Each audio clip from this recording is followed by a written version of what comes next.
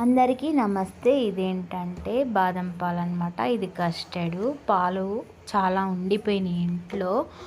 ఎందుకంటే చల్లగా ఉంటుంది. మేము ఎక్కువ పెరుగు తోడేసుకుంటాం. టీ తక్కువ. అందుకని చాలా పాలున్నాయన్నమాట. వీటిని బాదం పాలు చేశాను. ఇందులో 2 స్పూన్లు పెద్ద స్పూన్లు కస్టర్డ్ పౌడర్ వేయాలి. ఇంకా పాలు బాగా మరిగాక పంచదార వేసి తర్వాత 2 స్పూన్లు కస్టర్డ్ పౌడర్ని నేనైతే చల్ల వాటర్లోనే కలిపేసి ఇంకా పాలల్లో పోసేసాను అనమాట ఆ నీళ్ళని. ఇంకా తర్వాత 10 బాదం పప్పులు, పిస్తా పప్పులు, జీడిపప్పులు 10 తీసుకుని దంచి ఇంకా పాలల్లో వేసేసాను.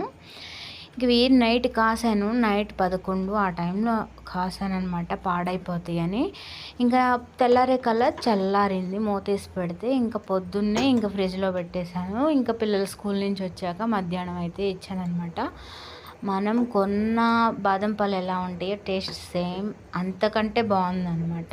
చాలా బాగున్నాయి. పాలు మిగిలినప్పుడు ఇలా తయారు